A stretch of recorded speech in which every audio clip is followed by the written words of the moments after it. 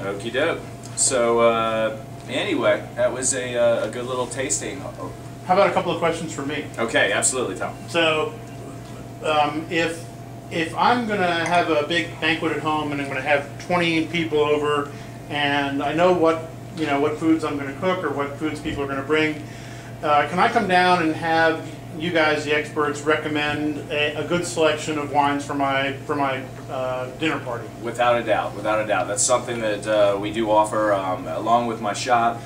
Formerly being of the restaurant industry and things like that, I offer sommelier consulting services. I offer all kinds of things. I have customers call me up, from their houses, say, hey, we're cooking this tonight, we want to know which wines go with it. They'll come down, grab the wines, hook it up. I've had people even call me from restaurants and read off wines off a restaurant wine list and say, I'm having this for dinner, what should I have? And I encourage that. I think it's great, and it's actually a real good a real good compliment.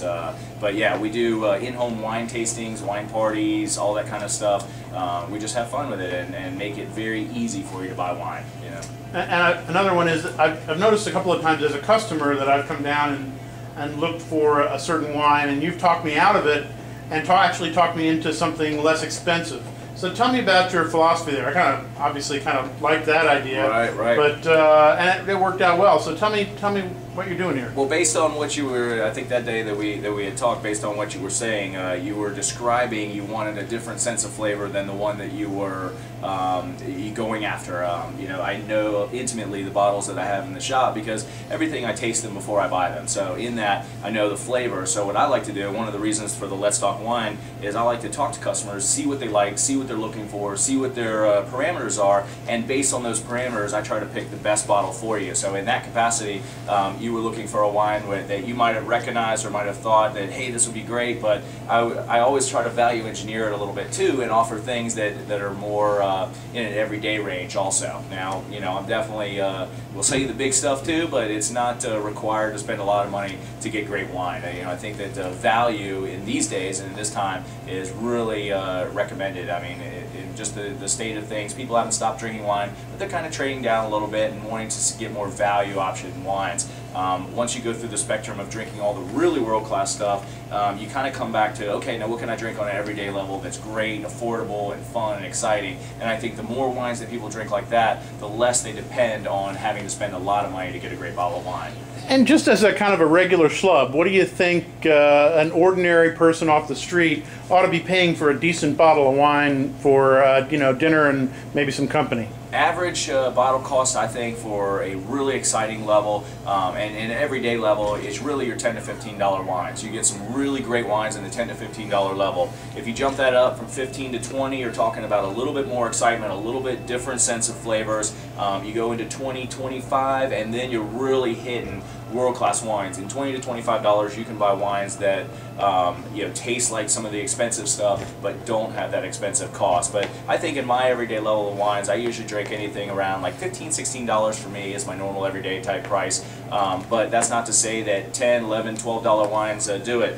Just in terms of the wines that we tried here today, there's not one single bottle here that's over $18, and actually, quite interesting, this is the most expensive wine, the Italian white. That's got a little bit to do with the euro-dollar translation, but here we had $11.99, $18.99, $15.99, $12.99, $12.99, and $17.99. So not a single bottle here over $20, and I guarantee you every one of these wines, everybody would be blown away by their respective types. So if you got time, I got another couple of questions from the audience. No worries. Okay, so Catherine Brownlow says, I see ratings on wines, and some of the groups and people that do the rating, are some of the groups and people that do the ratings better than others? Not necessarily better than others. That's like saying you and I, or we all four of us, sit down and taste a wine, and you might like something, someone else might like something, I might like something else, and then we all have 4 different #1 wines in a wine tasting. If we taste, all 6 of these wines,